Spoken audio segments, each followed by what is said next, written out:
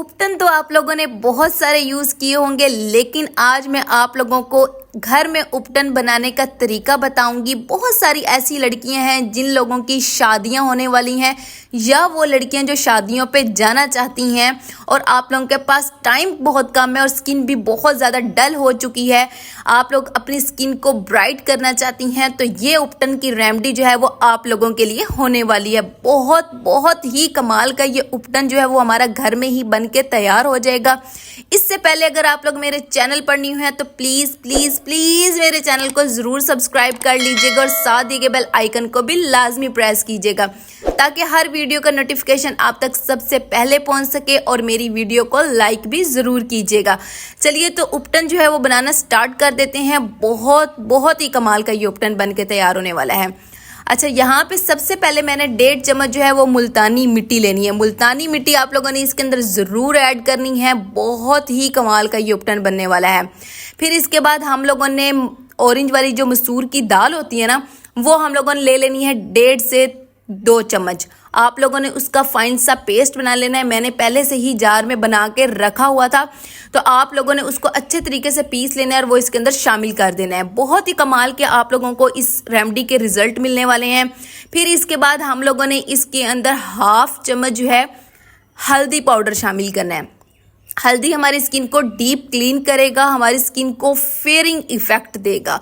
इसके बाद मैं इसके अंदर शुगर का शामिल करूंगी। चीनी आप लोगों ने 1/2 चम्मच ऐड करनी है। चीनी जो है, मैं आप लोग देखते होंगे कि मैं अपनी बहुत सारी ऐसी रेमेडीज़ है जिसमें चीनी का इस्तेमाल बहुत ज़्यादा करती हूँ, क्योंकि ये हमारी स्किन के ऊपर एक बहुत ही कमाल का ना ग्लो देता है। बहुत ही कमाल की ना हमारे फेस के ऊपर ना शाइनिंग देगा ना, इसलिए मैं चीनी जो है वो मस्ट अंदर ऐड करती हूँ। फिर मैंने इसके अंदर रोगने बादाम शामिल कर देने हैं। तकरीबन 10 ड्रॉप जो है ना वो हम लोगों ने इसके अंदर रोगने बादाम के ऐड कर देने हैं। ये हमारी स्किन को बहुत ही ज़्यादा मॉइस्चराइज करेगी, हमारी स्किन को क्लिनजिंग के तौर पे हमारी स्किन के ऊपर ना काम करेगा। बहुत ही कमाल का इस रेमेडी का रिजल्ट आने वाला है।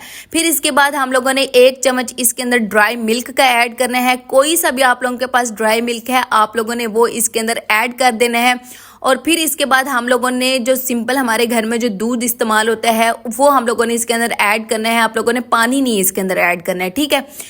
फिर हम लोगों ने इसको अच्छे तरीके से मिक्स करना है। मिक्सिंग करने के बाद आप लोगों ने इसको अच्छे तरीके से अपने फेस के ऊपर अप्लाई कर देना है। गर्दन पे, हाथ पाँव पे, जहाँ भी आप लोग लगाना चाहते हैं, इस पैक को आप लोगों ने अपने हाथ पाँव पे, फेस पर लगा लेना है, ठीक है।